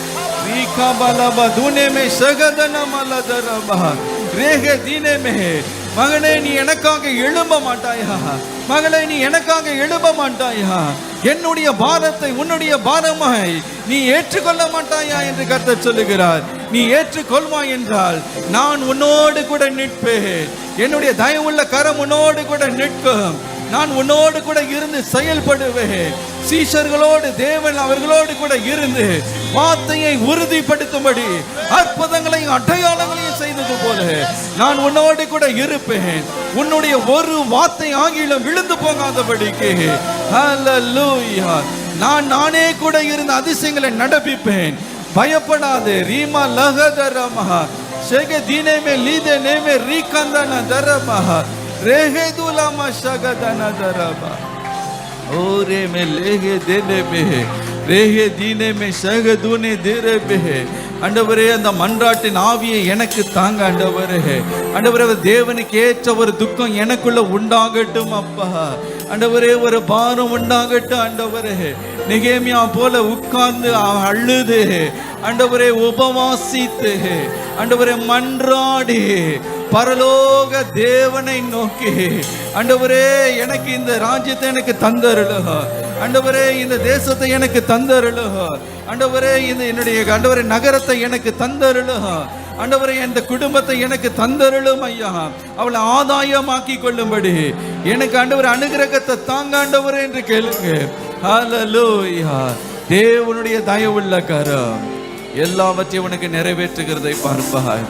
அவர் உனக்காக யாவற்றையும் செய்து முடிப்பார். அவர் உன் தேவைகளை சந்திக்க போகிறார். அவர் ராஜாக்களுடைய இருதயத்தை மாற்ற போகிறார். அவர் உனக்காக பாதுகாவலை கட்டளிட அவர் வல்லமை உள்ளவராய் இருக்கிறார். ஹல்லேலூயா. தேவனுடைய தயவுள்ள கரம் ஆண்டவரே என் மேல இறங்குகிறக்காய் நன்றி நன்றி நன்றி நன்றி. ஹல்லேலூயா. ஒரு வித்தியாசத்தை பார்க்க போறீங்க. ஒரு வித்தியாசத்தை ஆண்டவர் உண்டு பண்ண போகிறார். ஹல்லேலூயா. தகப்பனே, உமக்கு நன்றி செலுத்துகிறோம் அப்பா. ஹல்லேலூயா. இடிந்து போயிருக்கிற ஆண்டவரே எருசலேமை கட்டி எழுப்பவும், அதனுடைய வாசல்களை ஆண்டவரே நாங்கள் ஆண்டவரை கட்டி எழுப்பவும் ஆண்டவரே ஒரு பெரிய பொறுப்பை எங்களுக்கு தருகிறதுக்காக நன்றி ஆண்டவரே. அப்படிப்பட்ட நெகேமியாவாக எங்களை உருவாக்கி பயன்படுத்த போகிறதுக்காக ஆண்டவரே உமக்கு நன்றி செலுத்துகிறோம், நன்றி செலுத்துகிறோம். நீர் மகிமைப்படுவீராக. இயேசுவின் மூலம் ஜெபங்கள் நல்ல பிதாவே. ஆமென், ஆமென். God bless you.